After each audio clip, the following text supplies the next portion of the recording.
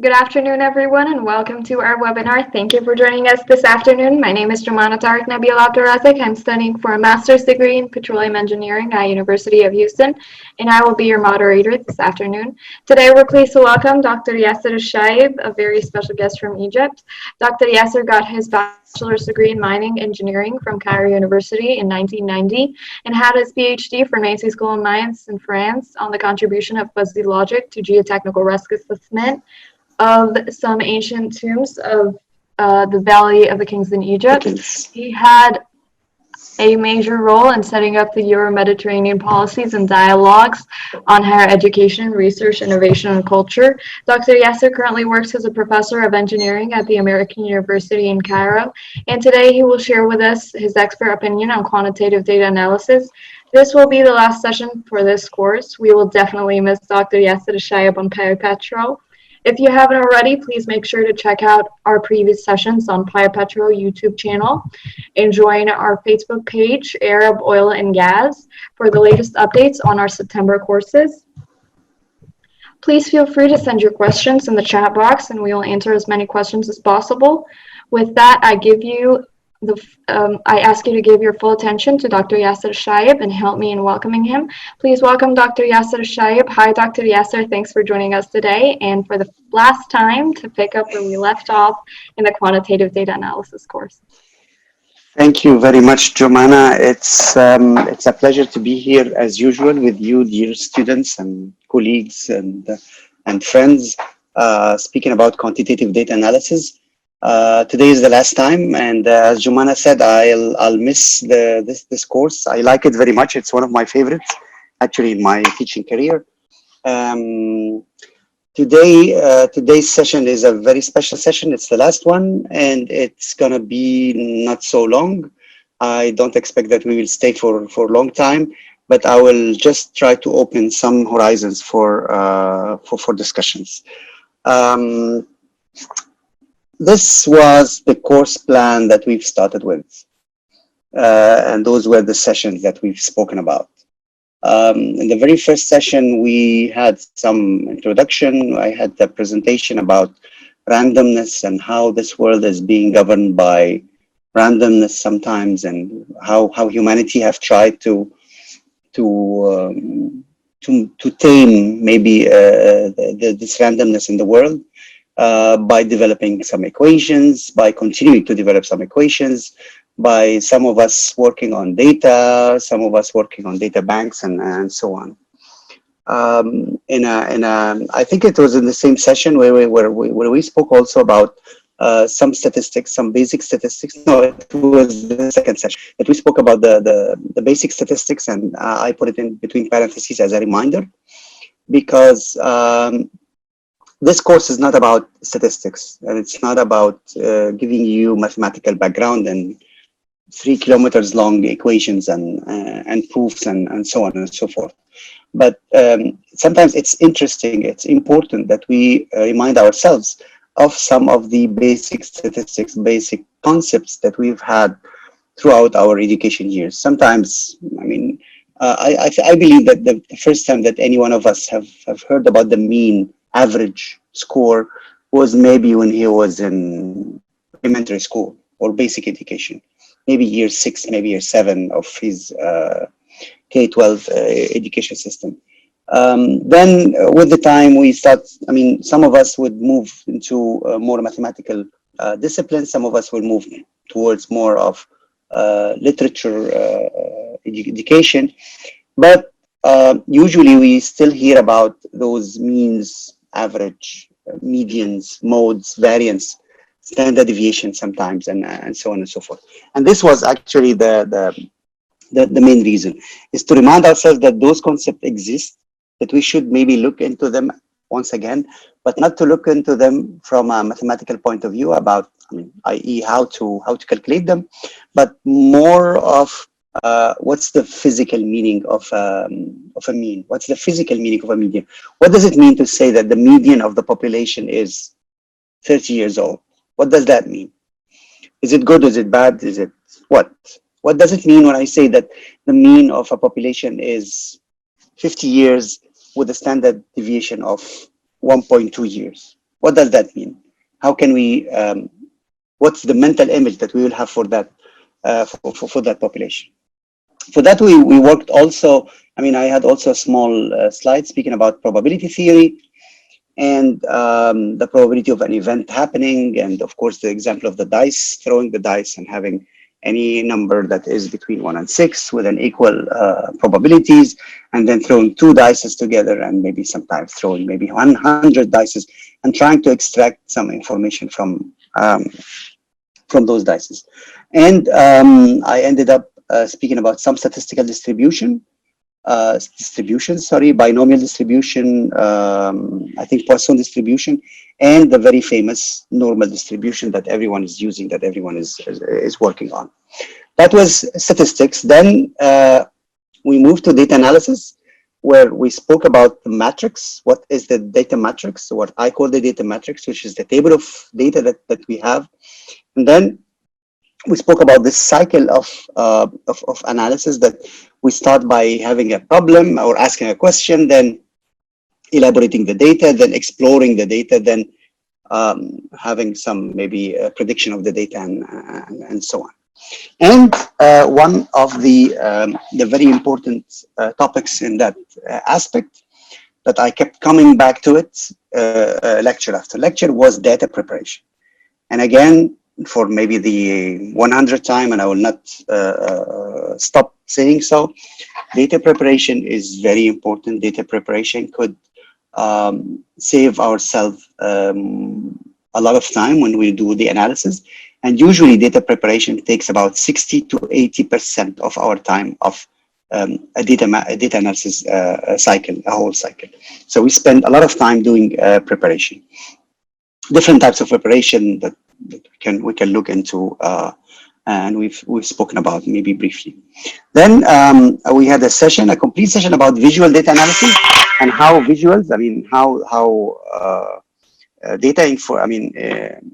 data could be projected on using a single variable, and then maybe multiple variables, maybe 3, 4, 5, 6 variables together, and how to cross information together in a visual way, and how to see information about the data. And in this aspect, actually, I would like to draw your attention to a website that is let me go and search for it, because it shows a lot of information about the visuality of the data. Visual cap.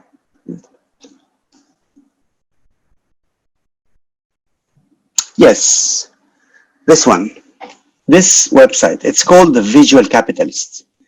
And well, forget about the name. Maybe the Visual Capitalist says something.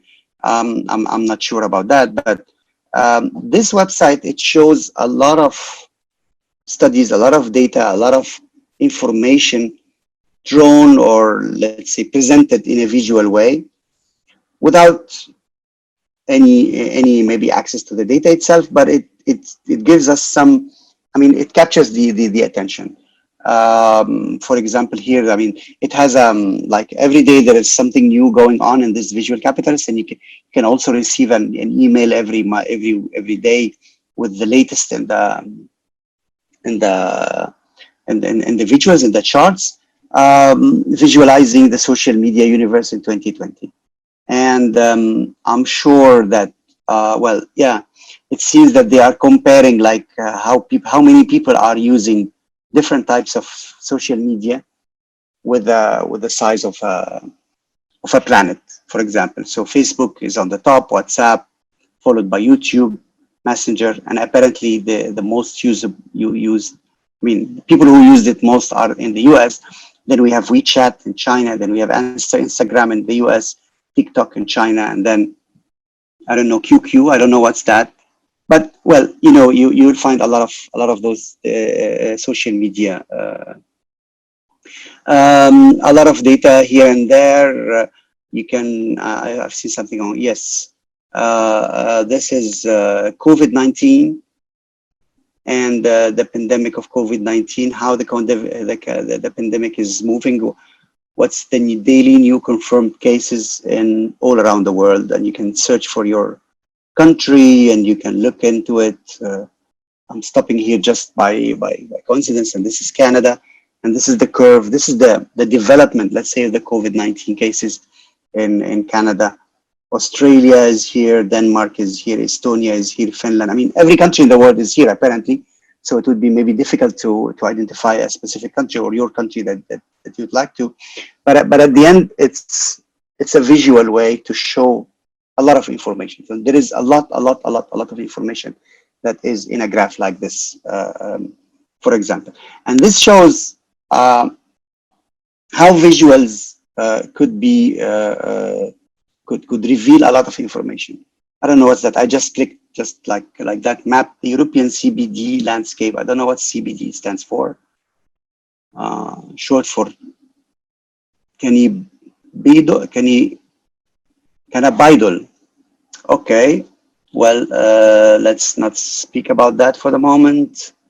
Yes, I mean, visualize how much revenue automakers generate every second.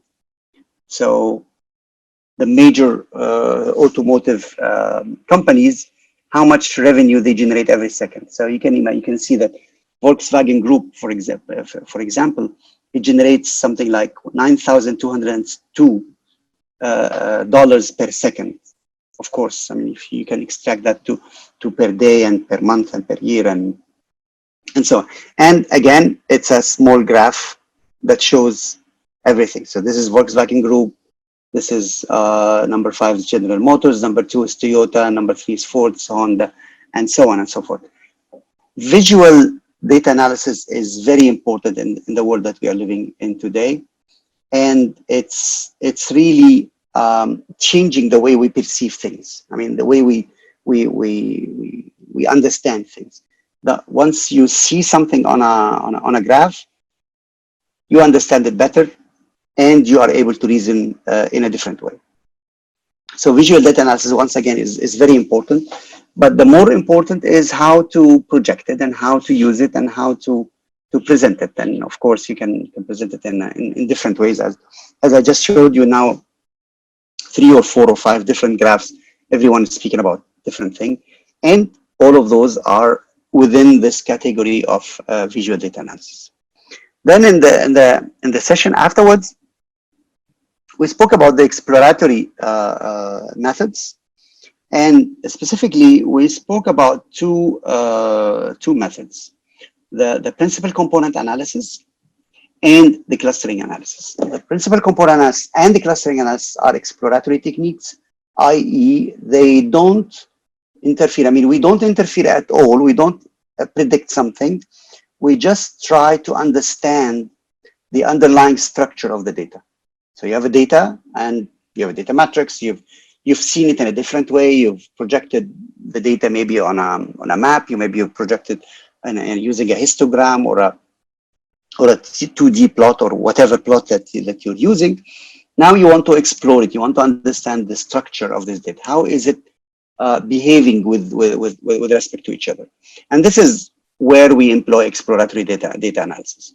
So we spoke about principal component analysis, which is a reduction of variables tool that we use. If you have 15 variable in your data and you would like to really see how those 15 variables are behaving with respect to each other, it would be very difficult, because as we spoke at that time, if you need like a space of 15 dimension in order to see that cloud or this type of information. So we employ principal component analysis on correlation metrics and so on and so forth. And at the end, we have like 2 variables or 2 new variables, 2 new dimensions, 2 new, we call them principal components, 2 new principal components. And those 2 new principal components, they carry with them most of the data that exist in the 15 variable data matrix that we started with. And it's a reduction way. So it's a way to show a map of the variables together and how they are interacting with each other, how they are correlating with each other, how they affect each other. what's independent, what's dependent, and so on and so forth. It's a very interesting tool, and we always use the principal component analysis to explore the data that we have. Then we spoke about clustering analysis, how to cluster the data, how to differentiate between the data in smaller groups. We have now 44 people and 34 participants in this lecture, in the webinar, live and on Zoom. And I'm sure that some of them are similar to each other. Some of them are not similar to each other with respect to a number of variables that we have. So using clustering analysis, we will be able to understand who is similar to who, depending, of course, on the data that we have that we've collected. So we are not, again, we are not predicting something. We are just understanding the interrelationship between individuals, the interrelationship between variables, and so on and so forth. That's exploratory data analysis. Then the last time we spoke about inferential or predictive data analysis. And the main idea behind predictive data analysis is that the past is the key for the future. So what happened in the past? I mean, we don't have a very specific reason that this thing that happened in the past will not continue into at least the very near future. I mean, if we speak about collecting data about, for example, how we as 45 people now in this Zoom lecture, what is the type of food that we are getting, that we are eating throughout the past 2 years, day by day. There is no specific reason, I would say, that tomorrow or after tomorrow or maybe next week, we will change that pattern. If we will be able to have a pattern of consumption of food for myself over the past 2 years or 1 year even, there's no specific reason that this pattern will not continue tomorrow and after tomorrow and then the week after. And actually, this is what we call the regression. So we have a model, we have, we have a behavior that we observe, we have a variable that we observe or a number of variables that we observe. And when we observe those number of variables, we estimate, we think, we consider that the behavior of that variable is following. I mean, when we see it on a 2D graph, we think that this behavior is following a straight line. So if we will take that straight line and then project into the future, there is no apparent reason statistically and scientifically and mathematically that why this line will break and will be something different. Of course, it can happen. I mean, we've seen it happening with COVID-19. I mean, things that just come like that and change everything that humanity is doing. But generally speaking, we are still doing tomorrow what we've done yesterday, more or less, with some changes. So usually when we do that, we study the past and then we try to project into the future. And to do that, we need to have to understand the underlying function, to understand the underlying model. What is the model of behavior of that variable, of those variables, of this data over the past period, and then we can project into the future. Last time I spoke about two methods for doing that: analysis of the variance and how can we differentiate between the groups, and the regression analysis. And I think that I spoke longly about regression and how regression is actually helping us, humanity, to predict the future of COVID-19, for example. What will happen? I mean, I can estimate, and I know people that does that we can predict with a very good accuracy how many people will die tomorrow from COVID-19. How many people will be infected tomorrow from COVID-19 in the US, in Egypt, in Canada, in Japan, in France, in Spain, any country in the world, or all around the world. Also, we also do build some models like that we can look at, and that's actually the main reason why we do. Now, today I'm going to actually not speak in details about some tools, but I would be looking into some trends. I mean, uh, data analysis as a science started maybe in the 1940s, 1950s, with some statistics, and then we were trying to understand what's going on in the data.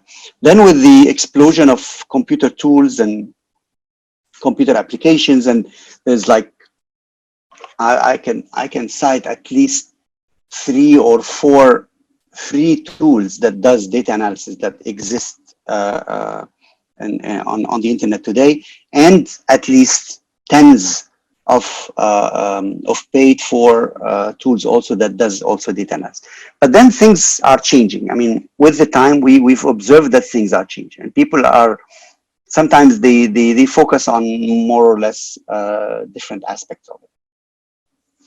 For example, let me show you this with the explosion, with the expansion of the number of data that we store in our on our computers and in our data banks, and using watches like this, using iWatch, using Google Watch, using Samsung Watch as well. I mean, there's a lot of data that is stored about each and every one of us. When you go to the bank, there's a data that is stored about you. When you move with your car in the street, there is a data that is stored about your GPS and so on. When you take a metro or you take a bus, there is a data that is also stored about you. When you do a medical examination, there is a data that is stored about you. And all of this data is, I mean, that's when you do some purchase on the internet, there is data that's stored about you. And when you also navigate through the internet, there is a lot of data that is stored about you. So everything is now being transformed into data, and this data is stored in huge data banks. Now, of course, those who store the data, they don't just store it for fun, for pleasure. They store it because they want to use it. And we have started seeing a lot of studies that are actually driven by completely by data. And let me start by this correlation that doesn't make sense. I mean, I'll start this here.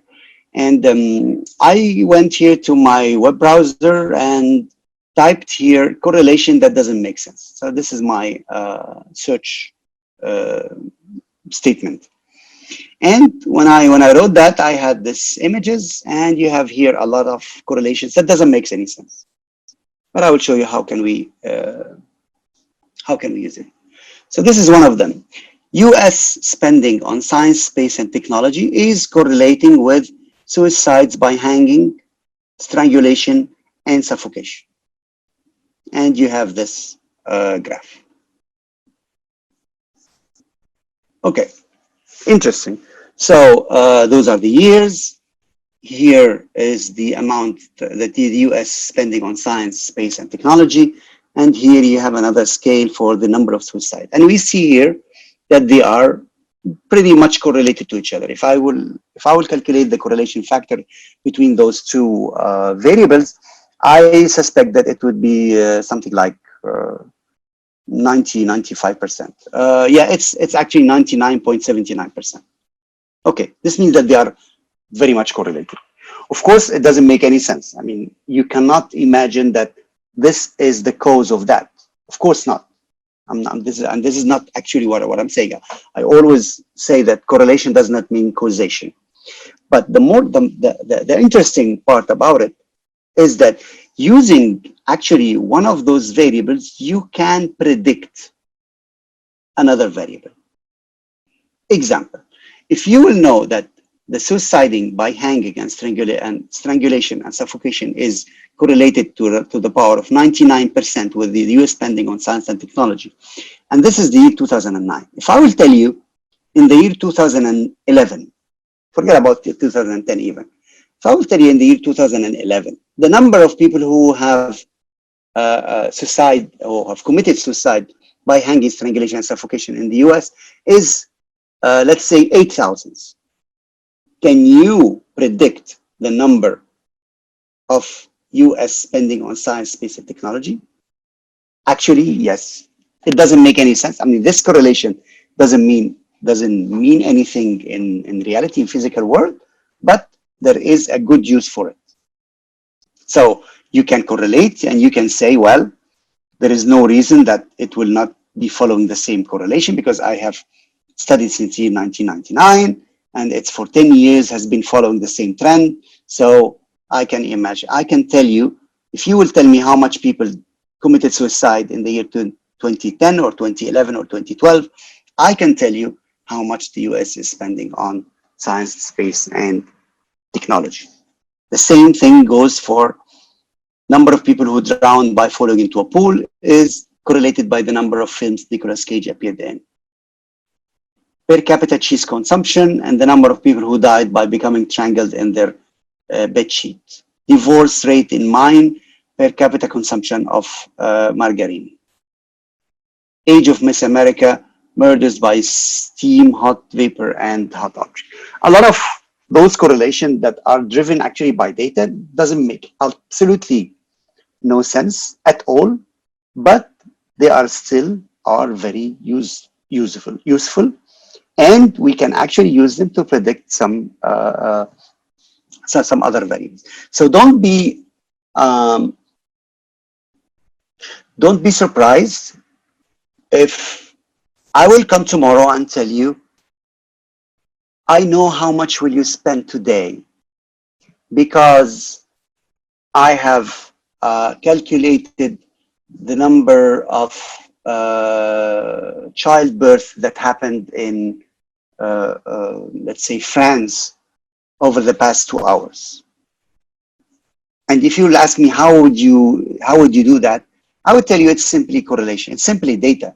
I was able to prove that there is a correlation, for example, between the amount of expenditure per day for a person called X, called Ali, called Yasser, called John, whatever, and the number of deaths, for example, by car accidents that happens every day in France. There are no relationship between the two. There are no causation between the two. But the world that we are living in, with the randomness that we are living in, proves that there is apparently a mathematical, I would say, random relation between the two. And we can actually use that mathematical function. This is the power of data. This is the power of things that we will continue to see in the future, that we will actually, that it will actually expand in the future. I mean, we expect that those kind of correlation would expand in the future, that we will be able actually to relate everything to everything. So we'll be able to predict almost every behavior for every person.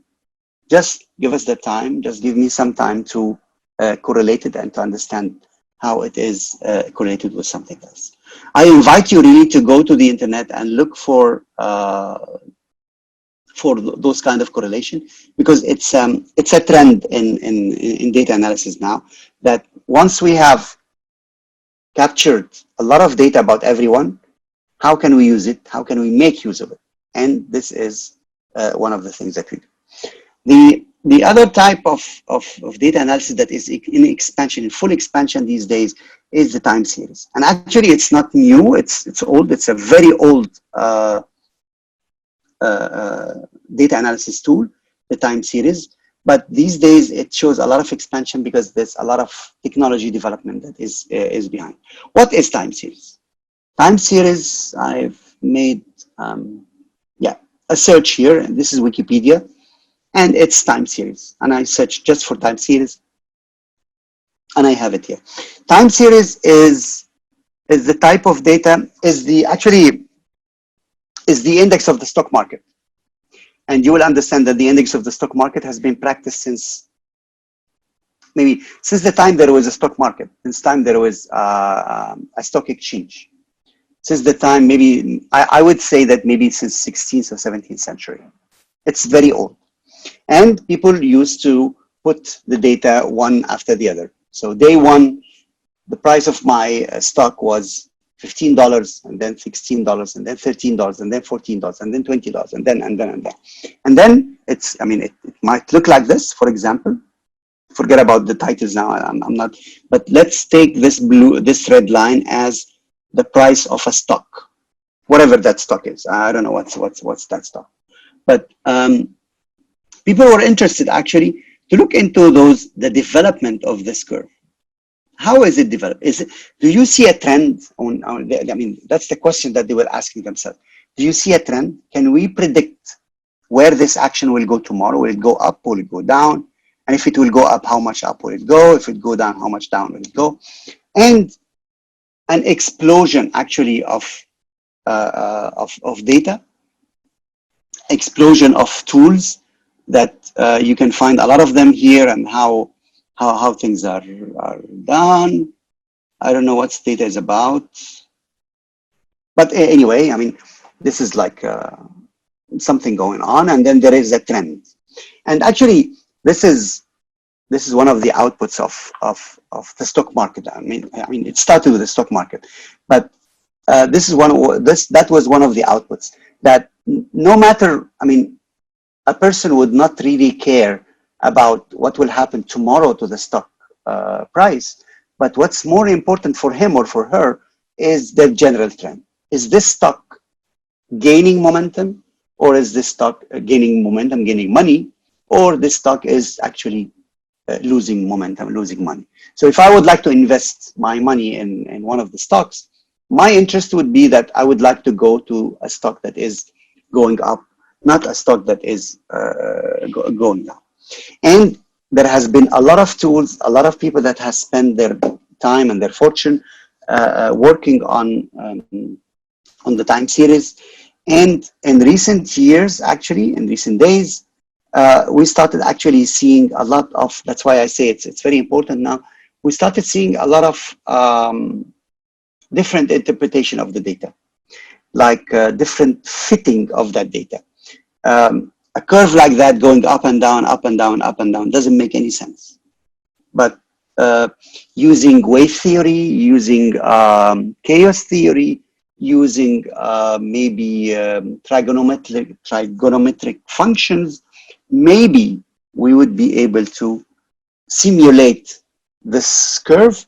And once we will be able to simulate that curve, we will be able to understand its future. It's more or less like the regression analysis, but it's the main factor that plays something here is time. It's not something else. I mean, we know that there are other factors that are affecting, for example, the price. But usually when we do that, when we do the analysis, we don't lose. We only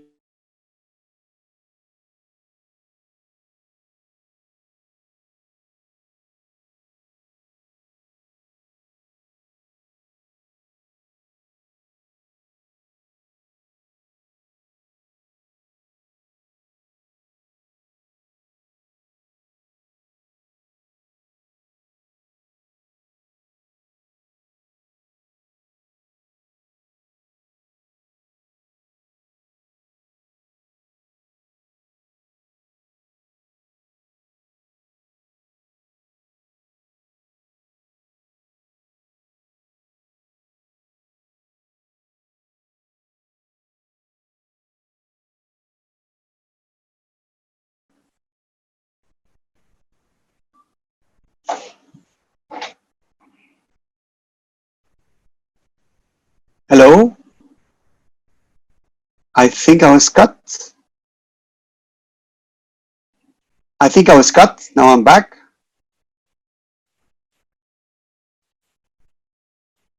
Okay, so it comes back. So the shopping basket analysis, let me start the share.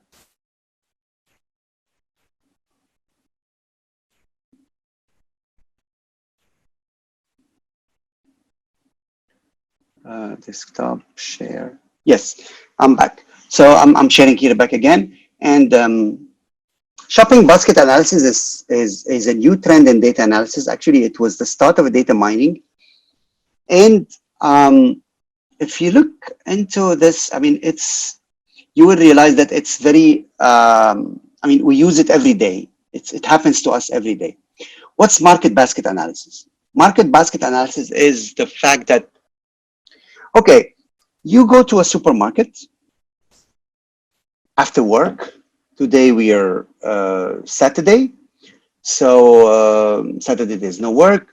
So I have in my home the habit to go to the supermarket every Saturday in order to purchase some groceries and some fruits and things for my family. Okay, now I'm not the only one who's doing that. There are like 1,000 other people who are doing the same thing also on Saturday. The idea of the market basket analysis is that if I have 1,000 people going to a supermarket in a day, and every one of them is buying something, is buying let's say 5 items, some will buy 10 items, some will buy 3 items, but if I will be able to find a trend in the purchase of items of those 1,000 people, I can actually do a lot of things with it. I'll give you an example. Here is the example that we have here. So we have person 1 who went and bought bread and milk, person 2 who bought bread, diapers, beer and eggs, 3 milk, diapers, and so on and so forth. Well, what I can do actually is I can start doing association. People who purchase diapers, they usually purchase beer, and that's appearing here. I mean, everyone who almost everyone who purchased diapers, they purchased also beer. So this is one of the associations. So the next time that I have a huge stock of diapers that I would like to sell in my supermarket, I would actually put it beside the beer slot or beside the beer place where people will pick up their beer. Why? Because I know that they will when they will buy this, they usually will buy that as well. So that's one thing. The other thing is that I can also find trends in the data, and I can predict what will happen to the data afterwards. I.e., if this is the trend of the people purchasing things on Saturdays, what about the people purchasing in Sundays, Mondays, Tuesday, and Wednesday, and Thursday, and Fridays? Is there a trend? Is it different? People who purchase things on Saturday are different from those. No, they're not different. Are they? I mean, people who purchase things on Saturdays purchase different things than those who purchase things on Sundays or Mondays or Tuesdays? This is a question that we need to ask as well. And sometimes we get very interesting information. And sometimes we are able actually to predict a lot of outputs. I was actually working with a chain of supermarkets in Egypt, and we were able to tell the supermarket owner that Tuesday afternoon between 4 and 6, you will have something like 1,000 customers. And those 1,000 customers, 60% of them will most probably buy so-and-so. And 40% of them will buy so-and-so. And none of them will buy so-and-so. So if he would like to make a promotion for one of the items that he has in stock, he can actually predict and he can actually tailor that his stock and his management of his stock according to those to the pattern of purchase. And that actually goes in everywhere. I mean, it started with the supermarkets. That's why it's called market basket analysis. But you will see it in consumption of telecommunications. I mean, those who buy iPhone, they usually associate it with an expensive bundle, and usually they consume internet, and usually they consume roaming, and usually they consume so and so and so and so and so. So if I'm a telecom company like Vodafone, like Orange, like AT&T, like all the big companies in the world, if I will look into the consumption and the behavior of my customers, then I can actually associate them with different with different items that I'm selling, and I can actually tailor the products to those customers. It goes for telephone companies, it goes for electrical companies, it goes for any facility company. that you can that you can think about. And it goes as well for purchasing. I mean, when you go now to Amazon, or when you go to Alibaba, or when you do your purchase on the internet, usually the system will tell you those who have bought that item, they have also bought those three items. So it is telling you that it's not only that you will buy, I don't know, bread through Amazon, but if you will buy bread through Amazon, it will tell you, by the way, those who bought bread, they have bought also milk. So what do you think? And it will also, of course, it will of course tell you, it will give you some incitements on buying it. So we call this the association rules, the association of items together. But from a data analysis point of view, we call it, I mean, the first time that we've heard about something like this was called the market basket analysis. And it's very trendy in the data these days. And the more that we have data, the more that we purchase things over the internet, the more that we have data about our behavior, the more that we will be able also to give information about it and to reason about it. Now, the one before last here is case-based reasoning. And case-based reasoning is also very important. I mean, it's very trendy as well. I've searched it also over the internet. Here you have case-based reasoning over Wikipedia, and you will read here that, well, apparently behaviors, I mean, system behaviors are more or less the same, and human behavior are more or less the same. Animal behaviors are more or less the same. So if you have a new case, if you have something new, that goes, of course, for medicine. It goes also for oil wells. It goes for, I mean, different things.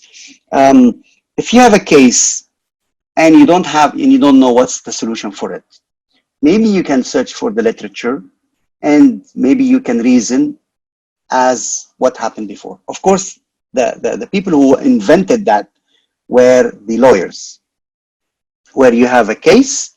That's why it's called case-based reasoning. So you have a case in court, and the case in court, I mean, the judge have judged that if this happened and this happened and this happened, then my judgment will be so and so. So if in the future you will have the same case or a similar case, more or less similar case, you can reason based on that on that old reasoning. It goes for lawyers, it goes for courts, but it goes also for humanities, it goes for medicine, it goes for reasoning on oil wells, on prediction of amount of oil that I will find in a trap in the underground, in a reservoir. I mean, it goes for many things.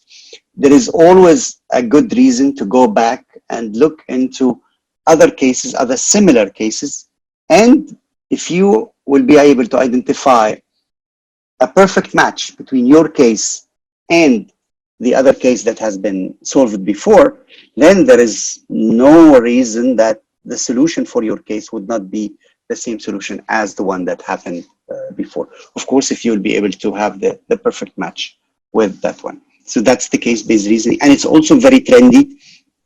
And again, with the amount of data that we have over the internet, I mean, imagine that in the past, you should have looked into like piles and piles and piles of books about court cases and decisions by judges that has been given in different, like 50 states in the US, for example, in order to find a matching case.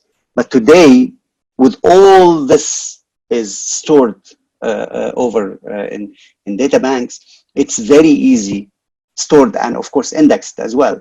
It's very easy to look and to search into it and then to find similarities with those cases. And in this, I think clustering could be also very useful. Now, the last one that I would like to speak about is spatial data analysis or spatial data analysis. Sometimes we call it geographical data analysis, but spatial is the more scientific way of thinking about it. And I think that I made this correlation this time. Is case, yes, spatial data analysis. A spatial data analysis means that your data has a geographical meaning, has an XY, whatever that XY would be. It could be XY within your body, it could be XY within the world, it could be XY within a city, it could be XY within a street, whatever. But your data has a spatial distribution. We call this spatial distribution. It's the GIS, the Geographical Information System, that maybe some of you would know about. I also have it. I mean, a lot of people around the world use the tools of a company called Esri. I use a tool called QGIS that you can see it here on my desktop. It's also an openware, an open software that you can download from the internet and you can use, and it gives you a lot of possibilities. A spatial data analysis is like this one. This is like what? Spread of bubonic plague in Europe. Wow. So this is the spread of the plague in Europe over the years 1347 until 1351 and after. So how the plague was spreading. And this gives you a lot of different information. Actually, you can look into the spreading, how the spreading is affecting people. I mean, where is it going, left or right, up and down, and so on and so forth. And of course, I mean, if you use spatial data analysis, you can do analysis like, I mean, if you have data points, then sometimes we are interested to know, in this area, how many criminals are there? In this area, how many oil wells did I do? In this area, what are the characteristics of the reservoir that is in there? And of course, you can reason highly on that. I mean, if you have for example, if you have a map of the Gulf area with all the oil wells and the gas wells and the quality of the oil and the gas that is, the natural gas that is extracted, you can just simply, I would like to know how much oil and gas exist in this area, the Gulf area. And well, you can, using a data analysis tool like this, you can have the answer in 3-4 minutes. How many oil wells are produced in Saudi Arabia, or in this area of Saudi Arabia, or in this area of the Emirates, or in this area of Kuwait, and so on and so forth. It's a very interesting tool, and it also has, I mean, a combination between a visual tool and a data analysis tool. So that's the both of them. The tool that I use for that, I showed you last time, Tableau. And let me just open that that file that I started. Actually, the first, maybe I think it was this, yeah, it was the first webinar when we started at the beginning. Participants, yes.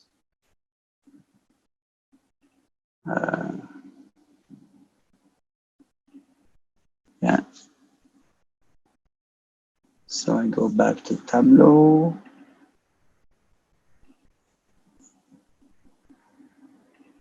Yes. And I had here, where is it? A map. Yes. That's the map of the participants in that course. Those are the people who have registered for this course at the beginning. And I have just, I have a data matrix that you can see it here. And you have timestamp, name of people, and so on and so forth. I have like 1,600 plus data points, and the idea was to try to see how many of them are, I mean, which country do they come from?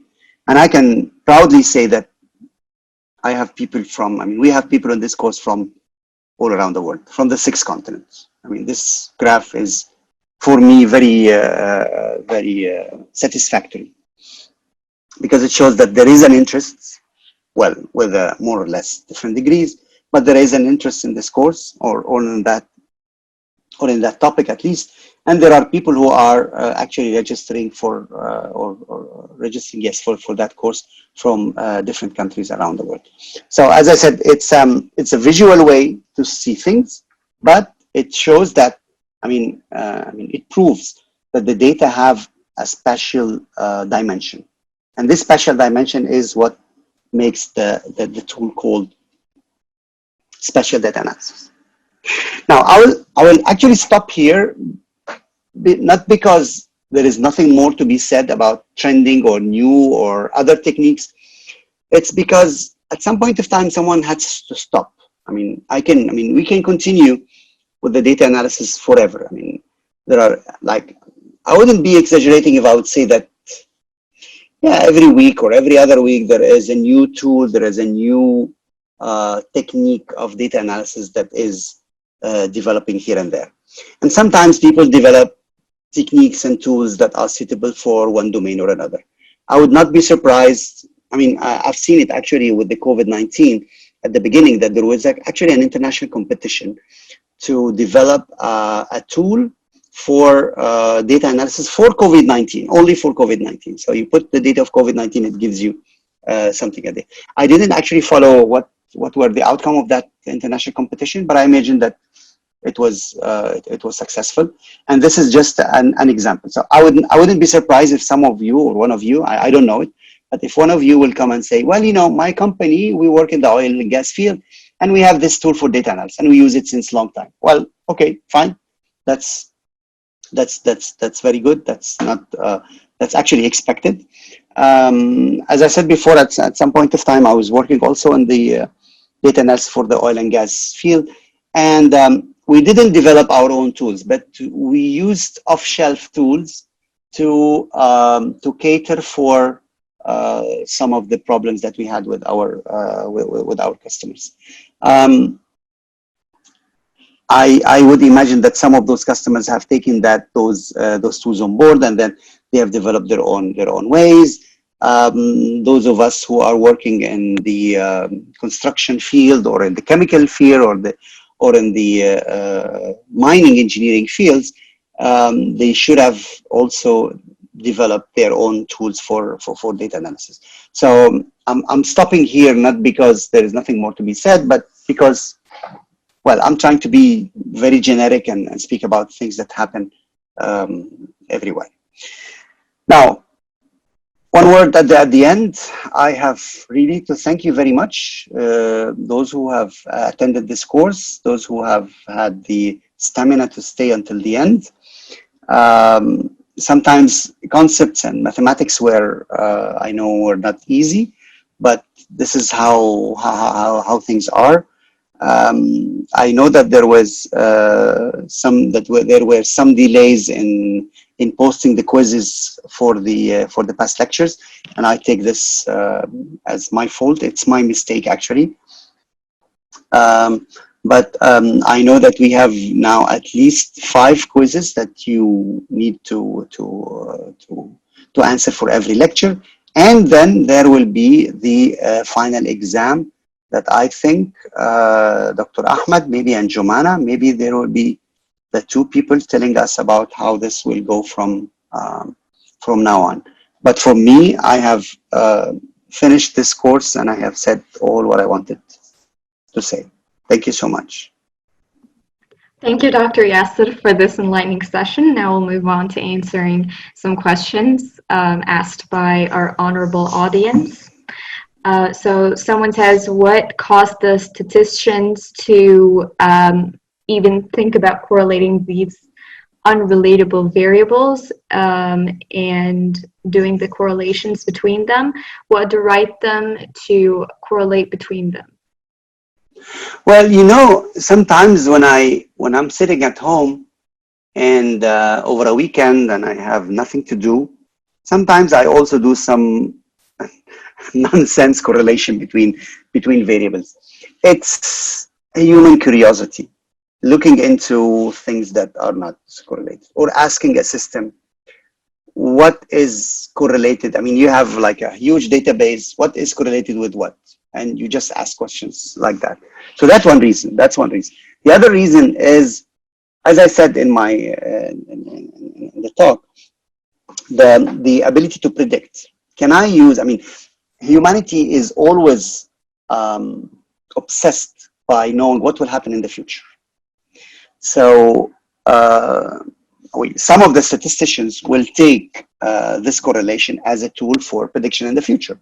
And it doesn't make sense, but it works.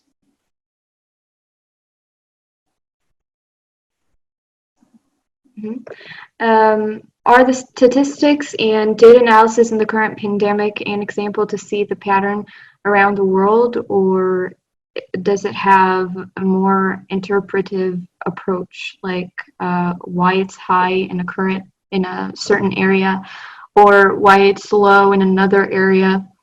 And do they find a way to mitigate its spreading by quantitative data analysis? Well, I would say yes and no. Sometimes, but I mean, we know that a pandemic is always and will be always using, will be always following a logistic regression.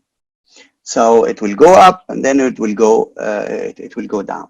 Now, how to adjust our model and how to predict what will happen in a specific country or around the world, this is a very difficult question. Now, to use correlation and to use correlation among variables, among different variables, this is also doable. I mean, you definitely have seen it at the beginning. Many scientists were speaking about a vaccine of tuberculosis, that countries who have practiced vaccines of tuberculosis, they have less cases than the others. And that, I mean, you can look at it from a nonsense correlation point of view, but why not? Why don't we think about that? I mean, let's just put this hypothesis. And then it happened also that we had also another hypothesis saying that countries with high temperature, like heat waves, they have less cases of pandemic. So I mean, we tried actually. When I say we, I mean I'm speaking about humanities. We tried to correlate different variables with the spread of the pandemic in a certain area. Some of them have succeeded. Some of them have just proved to be complete nonsense. And of course, you know about hydroxychloroquine and some of the vaccines, some of the medicines that were said at some point of time that they are affecting positively or negatively the spread of the virus, and then with time it proved that it's completely wrong. Or some other people speaking about detergent, using detergent to to clean or to even to put them inside your body in order to kill the virus. So we tried to find those correlations. And this is the way. I mean, this is the beginning of how you can actually develop a vaccine. Sometimes you develop a vaccine because you've observed something that doesn't make sense, but then it works at the end. So, I mean, to answer your question specifically, yes, we can use correlations to predict the spread of the virus. And if we will be able to predict the spread of the virus, then we'll be able to stop it. Then we'll be able to reverse the trend. Someone says, can the information be cut before being repeated? I think it's similar to regression. Can the information before the cut happen be repeated? Until we have something different, until we have another proof, that's yes. Yes, of course, information could be repeated after the cut. Okay, that's about it for the questions today. It was a pleasure having you today on PyPetro, and for the past few weeks, Dr. Yasser. Thanks for joining us. This was definitely a very insightful session, and thank you everyone for tuning in with us today. Dr. Yasser, we hope to have you again in the future. Thanks again. Inshallah. Thank you very much. Thank you so much. Have a good day.